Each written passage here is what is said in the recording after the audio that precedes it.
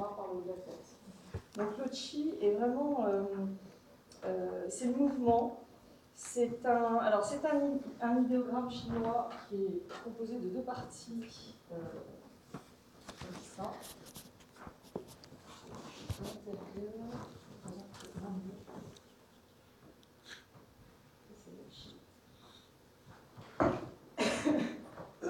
Donc la partie supérieure, l'idéogramme, représente la nuée, et dans sa partie inférieure, ce sont des graviers. Donc, de manière générale, on peut dire que le souffle vital représente l'univers, sur Terre et dans l'homme, tout ce qui est dynamique, le métabolisme ou des mouvements induits par l'interactivité du yin et du yang. Alors, le yin et le yang sont des notions que je vous donne pour que vous puissiez ensuite vous repérer, parce que c'est un petit peu chinois. Le yin, alors ça a été vraiment schématisé en Occident par tout ce qui est féminin, et le yang c'est tout ce qui est masculin. C'est un petit peu plus compliqué et subtil que ça. Le yin, c'est vraiment le rétrécissement,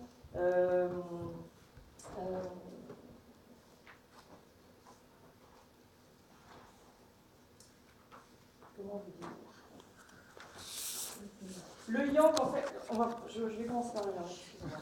C'est le réchauffement, l'éclaircissement, quand on passe de la pluie vers le soleil, du froid vers le chaud, du sombre vers le clair. C'est plus dans ces nuances-là. Parce qu'entre yin et yang, ce qui est important, c'est le mouvement. C'est le mouvement du qi qui va du yin vers le yang. Et dans la pensée chinoise et taoïste, tout est mouvement.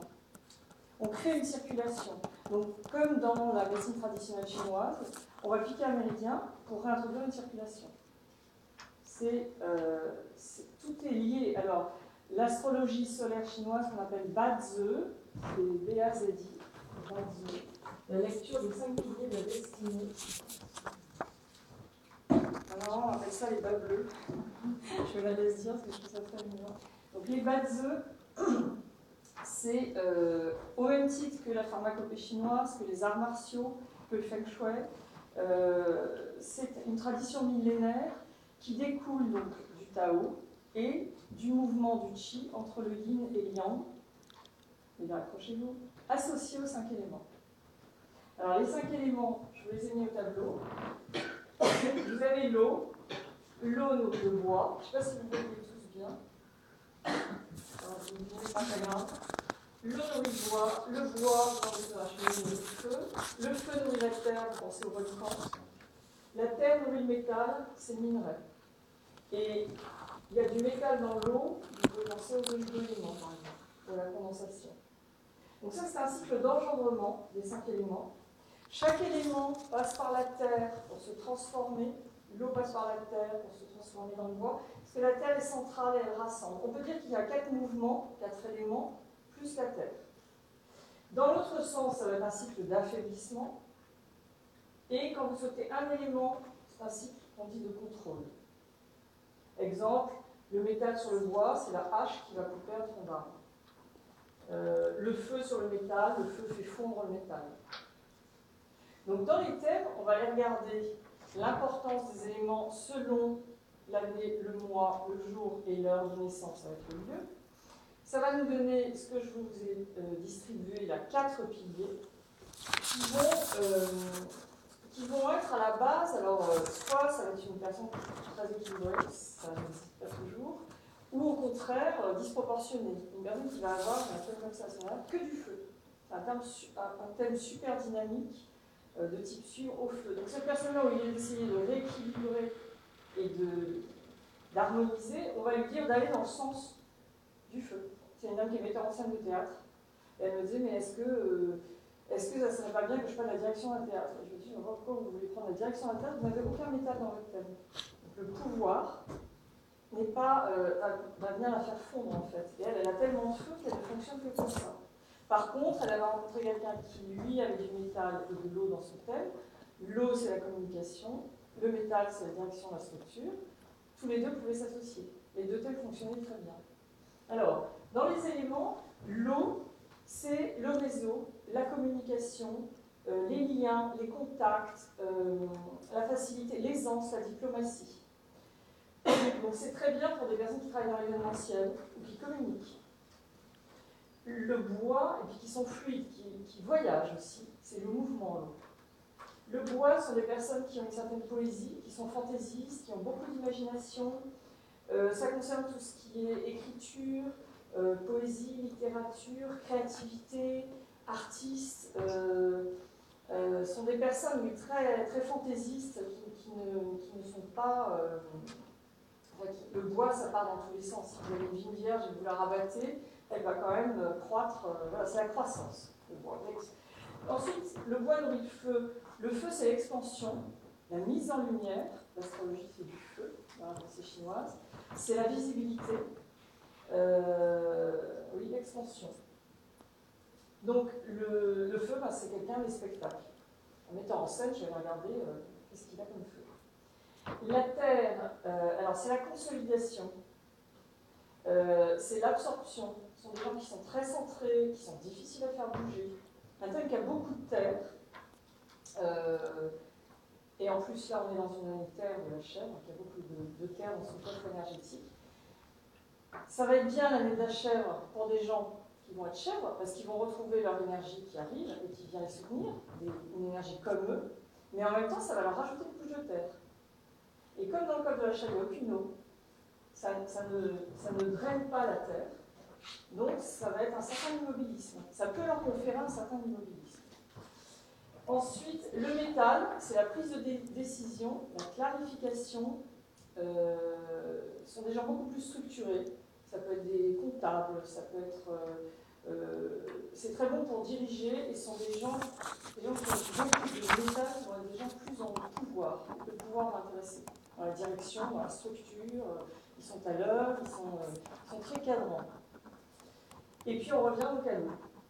Donc, on va aller ensuite regarder si par exemple une personne qui est eau, est-ce qu'elle a du métal dans son thème? Auquel cas pour elle c'est une ressource puisque le métal nourrit l'eau. Ou est-ce qu'elle a beaucoup de terre? Ce qui va être du pouvoir dans son cas puisque la terre contrôle l'eau. Ou est-ce qu'elle a aussi beaucoup de feu? Parce que le feu lui demande à l'eau, va la sécher, lui demande un contrôle. Donc ça va l'affaiblir.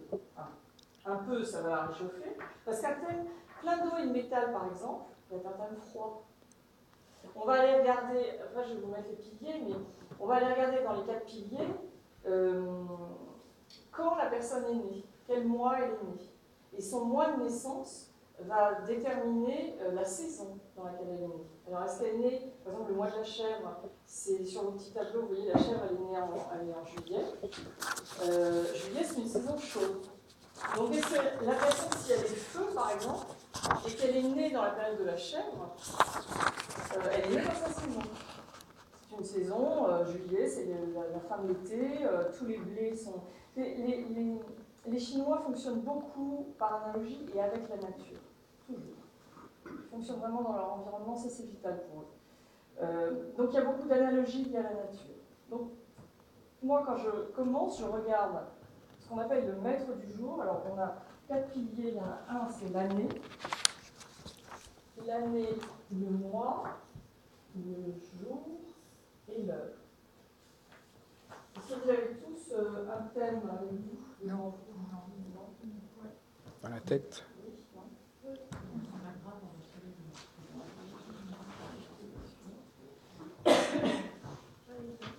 Dans la table,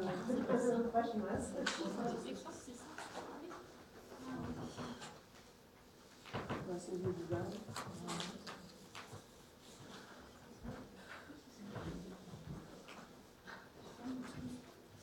Donc, dans l'année, en fait, représente la sphère sociale. Ça représente l'environnement. L'environnement, la sphère sociale, le pays aussi. Comment la personne se projette dans la société. Et c'est aussi pour elle les gens plus âgés, ses ancêtres, ses grands-parents. Dans le mois, c'est la sphère familiale, donc c'est les parents, les amis proches, mais aussi les collègues, et votre ancrage, c'est-à-dire dans quel milieu vous êtes né, qu'est-ce que vous avez reçu comme éducation? Vos valeurs morales. Donc le pays, c'est plus votre karma d'où vous venez. Le moi, c'est plus là où vous avez atterri sur Terre, dans quel environnement. Le jour, en haut, c'est vous, c'est votre manière de voir la vie, c'est votre quintessence. Alors vous allez être soit au yin ou au yang. Le yin, c'est des gouttes de pluie. Le yang, c'est le torrent. Le bois yin, c'est un vieux chêne centenaire. Le bois yang, c'est la petite pousse qui n'arrête pas de croître. Le feu yin, c'est une bougie qui vacille. Ce sont des gens assez charmants, beaucoup d'humour, mais inconstants, parce que c'est la flamme d'une bougie qui bouge tout le temps. Au contraire, le feu yang, ça va être une brassée dans la cheminée. Ça va être vraiment un feu très chaud. La terre yin, c'est la planète. La terre yang, c'est un jardin. Ou c'est de la terre, oui, avec laquelle on jardine dans le jardin. Le métal yin, ça va être un petit ciseau. Le métal yang, ça va être ça va être une hache. Une scie circulaire. Voilà. Donc, et en dessous, ça c'est le jour, donc c'est vraiment le maître du jour. Donc je vais aller regarder dans le mois en quelle période il est né. Si c'est du métal et qu'il est né à l'automne, il est né dans sa saison. Il y a une dame l'autre jour qui avait un type de bois yang. Mais elle a tellement de bois, qu'à la limite, au lieu d'être désordonnée comme le bois qui part dans tous les sens, elle a tellement un excès de bois que ça lui donne une certaine rigueur. Parce que quand c'est en excès ou en faiblesse, dans la pensée chinoise, ça peut être dans l'autre sens. Et elle me dit, et je lui dis, mais vous aimez l'automne? Elle me dit, ah non, je déteste les feux qui tombent et tout, j'ai l'impression que je vais mourir. Par contre, là, au printemps, je m'éclate. Elle a du bois partout, donc ça lui correspond complètement. Donc c'est vraiment notre nature, notre tempérament. En dessous, dans le jour, c'est le couple, la sphère maritale. Et dans l'heure, ça va être les accomplissements. Donc c'est la sexualité, les enfants, la manière dont vous voyez vos aspirations profondes. On peut dire que c'est l'enfant intérieur. La sphère de l'heure. Ça traduit notre chemin de vie, nos fragilités, et ce qu'on traverse, c'est notre comportement intérieur. Alors, la sphère de l'année va de 0 à 16 ans, c'est quand on est plus jeune. Donc quand on fait le thème d'un adolescent, je ne sais pas ce que je veux faire dans la vie, il a plein de terre, il a envie de faire architecte, c'est bien, parce que l'architecture c'est de la terre, par exemple. On va les regarder particulièrement de 0 à 17 ans, à 16 ans. De 17 à 31 ans, c'est le mois. Et ensuite, de 32 à 48 ans, c'est le jour. Et au-delà de 49 ans, c'est dans l'heure. Parce qu'on atteint une certaine... Ça, c'est droite à gauche, au niveau de l'évolution de l'âge. Ça aussi, c'est une autre lecture. Alors, vous avez tout ce qui est situé en bas, c'est le potentiel. Ça s'appelle les racines. Ce qu'on appelle dans la pensée chinoise, c'est les branches, c'est pas en haut, bizarrement, parce que c'est les troncs qui sont là, c'est inversé. Donc on va aller regarder le maître du jour, quelqu'un qui est bois, c'est comme un cavalier. Et où est-ce qu'il y a des chevaux en dessous? Dans les piliers. S'il est bois, est-ce qu'il y a du bois en dessous? Dans les racines. C'est là où les animaux, ils ont une personnalité, le rail, il est plein d'eau. Donc il va les fureter partout, il va communiquer, il va fédérer, il va rassembler, il va blablabla. Mais il n'a que de l'eau. Donc pour une personne bois, ça va la ressourcer. Ça va lui apporter des idées. Parce que du bois qui n'est pas arrosé, qui n'est pas enraciné, c'est pas d'idée. Il n'y a pas de racine, il ne peut pas se développer puisqu'il n'est pas nourri. Mais quelqu'un qui est bois, par exemple, mais qui n'a aucun tabouret en dessous. C'est-à-dire que dans les racines, dans le coffre des animaux, il n'y a pas de bois. Et bien c'est quelqu'un qui va être debout tout le temps. Alors, comme il sera debout tout le temps, il ne saura pas, s'il était assis, il se fatiguerait moins. Il a pris l'habitude d'être tout le temps debout et il vit comme ça. Mais ça tire beaucoup plus pour lui